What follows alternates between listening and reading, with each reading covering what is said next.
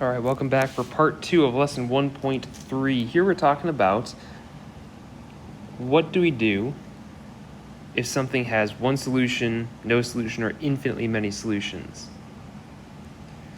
So in this case, we know how to solve these if they have one solution. We've been doing that all along.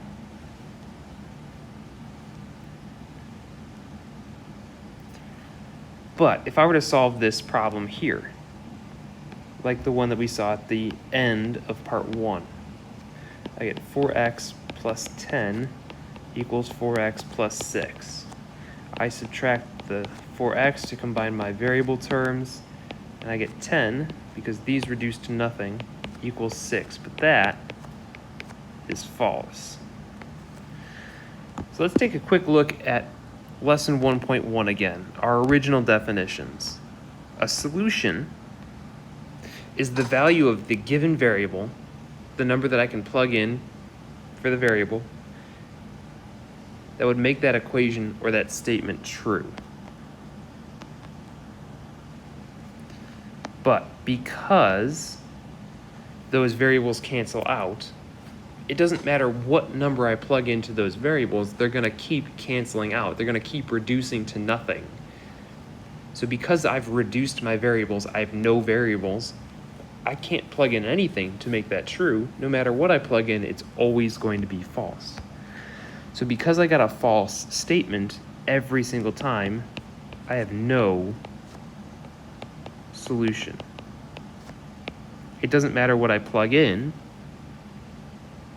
or substitute in for the variable, I'm always going to get a false statement. Now, on the other hand, on 10, if I were to distribute that 8 to both parts,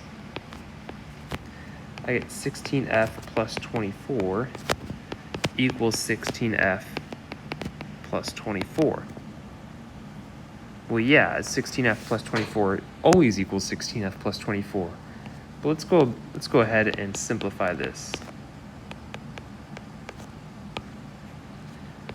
Those reduce, and I get 24 equals 24.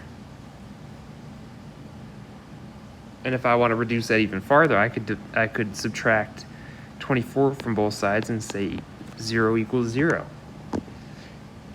But when is that true? Well, that's always true. 0 always equals 0. 24 always equals 24. Something will always be equal to itself. And we'll talk more about that later, especially in geometry. But 0 is always equal to 0. 24 is always equal to 24. Something's always equal to itself. And because my variables reduce to nothing, it doesn't matter what I plug in here either. Just like in 9, it didn't matter what I substitute in for the variable because they reduce to nothing. On 10, it doesn't matter what I substitute into that variable either. Now, the difference is on 9, I got a false statement. On 10, I got a true statement. So on 9, no matter what I do, it's going to be false. I can't make it not false. No matter what I substitute in, it's always false. On 10, no matter what I substitute in, it's always true. So I could substitute in anything in the world, and it will be true.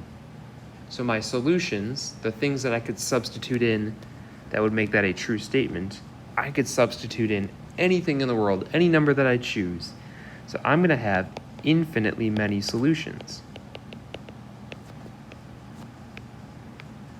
Because no matter what I substitute in, it's always going to be true. It will always be a solution. And I have an infinite amount of numbers to choose from. So there are infinitely many solutions. All right, let's try 11 and 12. I would pause the video, try to solve those, and then unpause and check your work.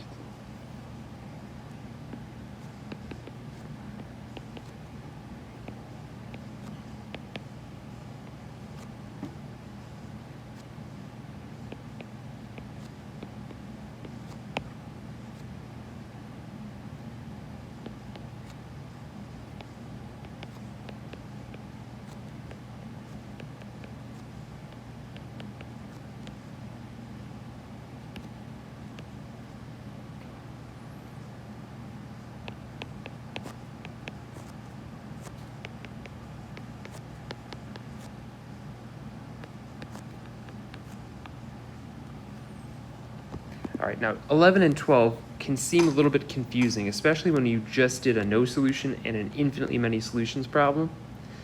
But let's take a look at the difference. On 9 and 10, I got something that was just categorically false. There's no way that 10 equals 6. That'll never happen. And on 10, I got something that's always true. 24 always equals 24, or 0 always equals 0. Now, of course, you should always go back and check your work and make sure that you did everything correctly. But I know that I did on 9 and 10. On 11, I ended up solving an n equals 0. And sometimes that can get a little bit scary. It feels kind of weird, right? Like just intuitively, that feels weird. But when you get n equals 0, that's just one solution. I only have one solution, n equals 0. If I substitute in 0 into my original equation, I'm going to get a true statement. I didn't get any other solutions. I didn't get a statement that was obviously false, and I didn't get a statement that was obviously true. I just got a statement that said n equals 0. So my only solution, my one solution, is n equals 0. Same thing on 12. The only thing that's going to work is j equals 1. All right, and I got one more word problem to try here. A gym offers 2 packages for yearly membership. First plan, I got to pay $50 up front, and then I got to pay $5 every time I visit the gym. The second plan is $200 for a fee, but I only have to pay $2 every time I visit the gym. And it's saying which plan is more economical. I don't know. We have to figure out which one's going to make more sense for me. So what I'm going to do is I'm going to set these equal to each other, and we're going to see if we can identify when I'd be paying the same amount of money. So let's pause the video, solve this one, and then unpause and check your work.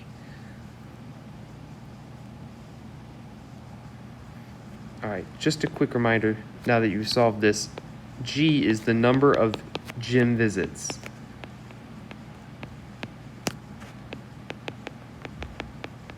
And when I solve this, G should be 50. So what does that mean?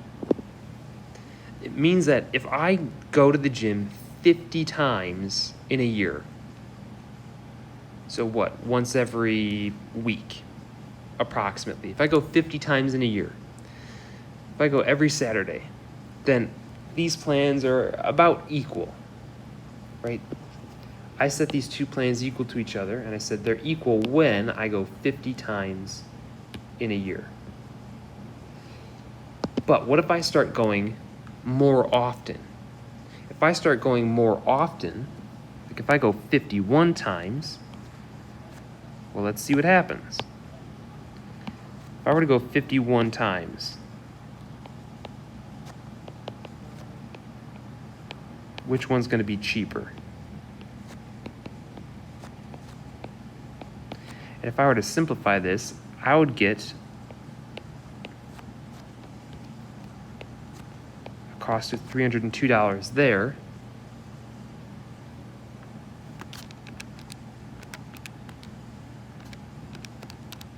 and a cost of $305 on the left plan, the first plan. So if I go more often, if I go more than 50 times, which one's going to be cheaper? Well, the $200 initial cost is going to be cheaper if I go more than once a week, more than 50 times. But if I'm not going to go that often, like let's say I only go 12 times in a year. I'll do this in green. We get $110 there. And if I only go 12 times on the other plan, I'm going to have to pay $224. So if you're going more than 50 times in a year, if you're going more than once a week, which one's cheaper? The $200 initial cost would be cheaper if you go more than once a week. But if you're only going a couple times, you should really avoid that big upfront cost. And if I want to know when it's not going to matter, when will they be equal? I'll set them equal to each other, and they're the same cost if I go exactly 50 times in a year. All right, check out one